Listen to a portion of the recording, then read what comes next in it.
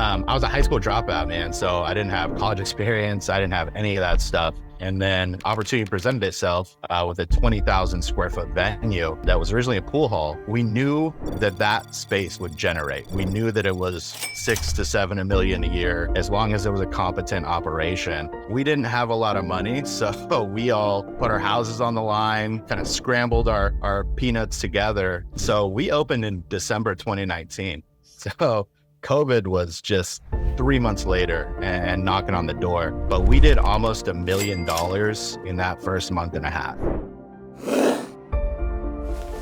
My name is Noah Garoutte. I'm one of the partners with Forum Social House in Bellevue. And can you tell us a little bit of how you started the company? Yeah, so me and my two other business partners, Raj and Roger, we all worked in the entertainment industry for 10 to 12 years each. And then opportunity presented itself with a 20,000 square foot venue that was originally a pool hall. And so it was kind of a, large endeavor where our first project being 20,000 square feet, usually people don't dive in the deep end, but the opportunity presented itself. We knew the space really well. So that was kind of got us on that journey to open Forum Social House and start building partnerships that we knew would work in the area. Bellevue, Washington is a very kind of affluent area. Most millionaires per capita of any city, a lot of tech. So private events are huge there. And so that got us to bring in Topgolf and their technology with Topgolf swing suites, and then create our own kind of brand of selfie inspired mini golf. So between those two things and a bar, restaurant, and then we have nightlife on the weekends. Yeah, we pretty much run 4 different venues under one umbrella. So it's never a dull moment. Gotcha. And can you go a little bit back to you're a little bit younger? Like, how did you get into the entertainment industry? And like, how does, obviously the space come about and how does all that work? Sure. Yeah. So, I mean, my upbringing, I grew up in Springfield, Oregon. Before that, I was originally born in Hawaii. I'm a quarter Hawaiian. I don't look like it, but I was a high school dropout, man. So I didn't have college experience. I didn't have any of that stuff. I learned a lot through work experience, and that was my kind of path forward. I tried everything, man. I was a roofer. I was a barista. I was a little bit of everything. And then once I joined the team, one of my business partners, Roger, he was my mentor, and he brought me on. He really showed me the ropes. And he was a big part of kind of pivoting my vision to entertainment and food and beverage and what that could look like, and really learning as much as I could possibly about that, and kind of reinvigorate my thirst for this new passion, which is the entertainment industry. So it was a long time coming. I tried a whole lot of other things and failed my way forward. Gotcha. And what was kind of like your first thing in the entertainment industry? Were you kind of working under somebody, kind of moved over, or? Yeah. So, I mean, with entertainment, like I one of my first jobs was at a nightclub in Eugene, Oregon, and I was mopping up vomit for college kids, just as a, busser. But that got me to understand kind of the nightlife and DJs and how, cover charges work and stuff like that. So when I moved out here, there was a bigger opportunity where I started there in 2009. It was Lucky Strike, we could say it. But I started there and they didn't have a table service program. So we used to go to Vegas and then bar conference and learn as much as we can. And we saw like, wow, table service, people are spending a premium to, rent out these tables. And our venue prior to that was just people sitting down with Coronas and not maximizing the capacity or the value for any of those tables. So we brought the first table service program to Bellevue, Washington. And instantly it helped generate 500 to $1 million per year, and then just keep growing from there. And so how does the facility come about? Because obviously you said it's a pool hall. Did it end up failing and that they were kind of looking for a place? And did they, Yeah. So it was a pool hall and a comedy club, but I was very familiar with it. So I started as a VIP host. And so when those comedians would perform, they didn't really like to drink at that location. So my friend Manny, he was the opener and the host. So he would always be like, hey, DL Hughley wants to go out, or Bill Bell, whoever. And so I would just be showing these comedians around. So I really understood the business up there because I was a frequent regular. I would go to the comedy shows. I loved it. And then they just kind of, I think they overexpanded from my understanding. So they were looking to kind of leave the lease, and the landlord was looking for kind of something new. And for us, I and my other two business partners, we knew that space would generate. We knew that it was 6 to 7 million a year, as long as it was a competent operation. We didn't have a lot of money, so we all, put our houses on the line, kind of scrambled our peanuts together and signed personal guarantees.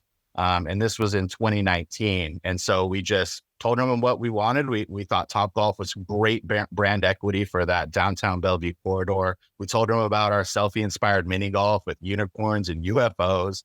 So the landlord really liked it and really liked the concept. And they knew us as operators from a floor down, and that knew that we could hit these benchmarks and that we ran a really, buttoned up operation.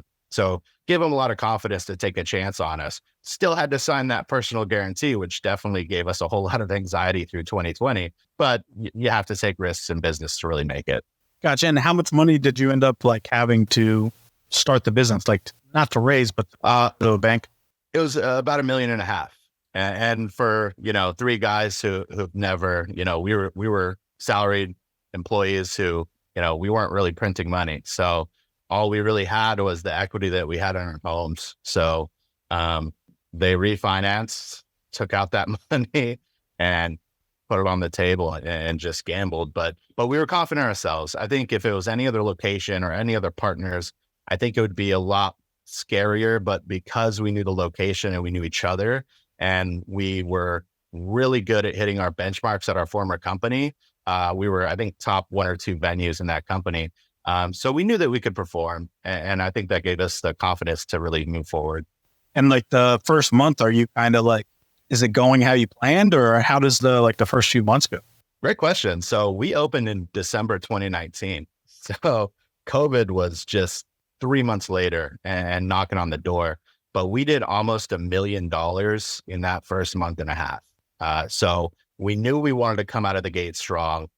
We didn't take on corporate events. So that's $1.5 million in that first couple months, not taking on corporate events, because we didn't want to overwhelm our staff. The culture is important to us. We didn't just want to, hey, we're grand opening. Cool. We have tons of corporate parties. We wanted our staff to get their bearings first. But it was great. We came out of the gate, and then Washington, through the COVID mandates and stuff like that, was very Kirkland had the first case of COVID. So we were very proactive in, the mandates and trying to be as safe as possible. And that, led it itself to forced closures and stuff like that. So we were doing great when we came out the gate. COVID hit, and it was a very scary time for about a year. And as COVID's happening, can you not have anybody at the location? It's just totally closed down? Yeah, pretty much. So we weren't effectively a social house. So that was, a breeding ground for COVID at the time. So obviously that Washington being kind of on the furthest end of the spectrum of those safety protocols, we weren't allowed to open. It was actually a forced closure. So thank goodness the landlord understood and worked with us. They knew we weren't like this 12 unit company. They knew we were 3 guys who put our homes on the line. So they understand that, and they worked with us best they could. But it was pretty scary for a while because we really couldn't open. The way it worked was there were times when it showed, promising and okay, we can open at 25%. We couldn't be open past midnight because I guess after midnight, people get more drunk and take their masks off. And there's a lot of weird things going into the decision-making, but it was definitely a different experience and not one that we thought we were going to walk into starting our first venue. And what makes you kind of mix entertainment with food and drinks? I mean, obviously, the golf thing's a little bit different. And I think when you started, it wasn't I feel like there's a lot of top golfs out there now, but a few years ago, there wasn't so many. What made you guys kind of go that concept? We knew entertainment worked. So we all worked with arcades, bowling alleys, stuff like that. And we knew that we didn't want to be a golf venue. So that was one of the first conversations we had was golf is niche. We didn't just want to be a golf venue. We wanted to, obviously you have to cast an enormous net. We're in one of the top performing malls in America. So our price per square foot as far as rent is astounding. It's big. So we knew we had to cast a wide net. We couldn't make our bread and butter just catering to golfers, right? So we had to have, so the Topgolf Swing Suite isn't the outdoor Topgolf iteration. It's indoors and it's tech integrated. But the cool thing about it is there's games like Zombie Dodgeball and soccer and like games that if you're not a golf purist, it's still approachable. If you've never touched a golf club, you can still go in there and play. And we love that about it. And the same thing with our mini golf. It's not some challenge course. It's selfie inspired. It's fun. And we knew that we wanted to be entertainment first, not golf first, not any of that. And then from there, we wanted to, make sure that everything was an anchor and nothing was an afterthought. In entertainment, the common assumption is that it's freezer to fryer food. Whereas you go to a lot of these big chain entertainment venues and you're expecting mac and cheese bites, you're expecting fried food. We wanted to kind of flip that on its head where if we pulled up our food program, put it in a 30 cover restaurant, it's going to succeed. From scratch kitchen, really good food. And we did the same thing with our cocktail program. So every anchor to our venue. So if we ripped up our cocktail program, put it in a small little cocktail bar, it would succeed there too. We wanted to make sure no component was an afterthought. And so once you kind of get the business going, what are you kind of doing for marketing and stuff like that? So marketing, we bring as much in-house as possible. So we don't outsource the marketing. We hired an entertainment manager, a creative team, and we have weekly meetings where we're doing everything from obviously the social media ads, the boosts, aligning with different influencers, having them come out, do a write-up on us. And we want to make sure they're honest too, and let us know how they enjoyed our venue. But we wanted to be on the forefront of that. And, that's from marketing, that's from hiring. We have a lot of opportunities within the venue. We have a huge LED wall in our front bar that static imaging, and we can put now hiring and some material on there. And Nightlife helps too. Usually we have 600 to 700 people through the door on any given Friday or Saturday. And those people come out, they expect dancing, they expect nightlife. But they come back, oh, wow, this is a great space. They come back with their kids on a Tuesday. So I'll see, a guy from Google in there popping bottles, and then I'll see him 2 days later with his kids playing mini golf. So the nice thing is a lot of our components kind of lend themselves and pad each other. So our nightlife pads our base business, our corporate events pads our, walk-in business and our restaurant. So everything kind of feeds each other and gives it that synergy that it needs. And what did you say kind of makes it different in the nightlife element? So nightlife, we're not the nightlife component is about maybe a 300 capacity space, but we do a lot of things. Again, we go to Vegas, we go to a lot of different markets, whether it be New York. I came back from New York and Louisiana not too long ago, and just kind of learn little tidbits. But the AV integration, cryo cannons, we have a top tier effects and lighting within the venue. So it's a more condensed setting. It's more intimate, but it has a lot of those features that you'll get at a traveling DJ show, at a traveling concert. So we definitely didn't spare any expenses. And, with the lighting kits, with the LED wall, with the mixers and the rider, the sound system, all those good things.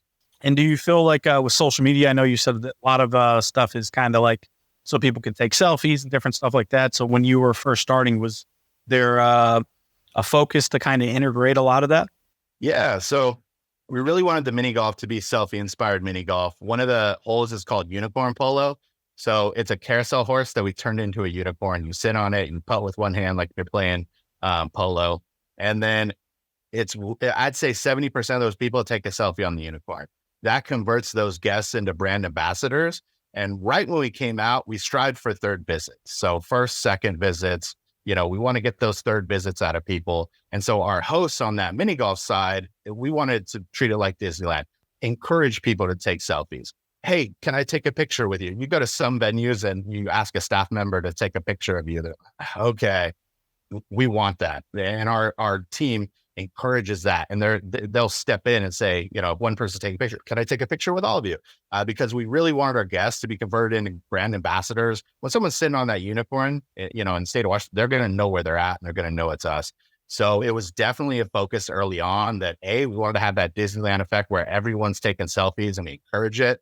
And hopefully that lended itself to get to those third visits and leaving that lasting impression. Because once people get to that third visit, they really become a regular. And that's the biggest challenge in entertainment, restaurants, food and beverage really is first and second visits and making a lasting impression to get to that third visit. Because once I have a regular, granted, I still want to keep them, but that's the biggest hurdle is trying to get them to that third visit. And that's how you do it with encouraging selfies, encouraging fun, entertainment, and the guest experience. And now that you've been open for a while, what is like the biggest month you guys kind of had? December is usually, so we do a lot of corporate events, and in any given year, I think corporate events, so the corridor, a little bit about our space. We used to share the top 12 floors of our building was Microsoft. Microsoft built their own campus. They're kind of going to their own space. Now Pokemon is there. So that's new corporate events. I mean, great team.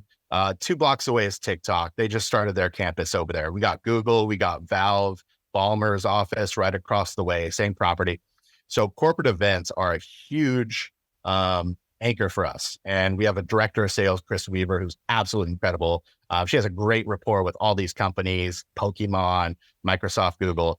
And so in the month of December, everyone's doing their holiday parties. And so in any given day, we can have 4 to 5, come Thursday, Friday, Saturday, 10 to 15 parties or full venue buyouts. And the price for some of these full venue buyouts can stretch from 40 to 80,000 per. So when you start adding those up, right, you can look at private events in the month of December alone being $1 to $2 million. And we know that, we understand that being working where we did previously, and we understand the private events. So yeah, that's a big part of it. And then once, it's Washington, once the weather gets junky, September, October, November, December, they all kind of come indoors, and we have free parking. That doesn't really happen in Seattle. Covered parking. It's safe. There's cameras everywhere. There's private security in the mall that make sure everyone feels safe. So that the landlord really helps a lot having those components to drive bodies through the door. And what advice would you give to like a new entrepreneur kind of starting out that wants to get into your industry? That's a good question. I would say make sure you do it for the right reasons and do it because you love what you're doing. I think that, I've seen a lot of, I guess, food and beverage operations, especially, they fail because it seems cool. I know a handful of guys from Microsoft who are like, I want to start a bar. It's like, if you don't love the bar industry and you're just doing it for the fun of it, don't do it. Do it because you actually enjoy it. And then you're actually going to succeed at what you're doing. Dig into it. Don't just try to dive in, learn it, show the people who have been doing this for years the respect that, you're actually going to dive in and learn it, understand it, and have a passion for it. And make sure the partners that you align yourself with have that same mentality and aren't just in it to say, I own a bar or say I own a restaurant or whatever. Do it for the right reasons. And then you're going to go far.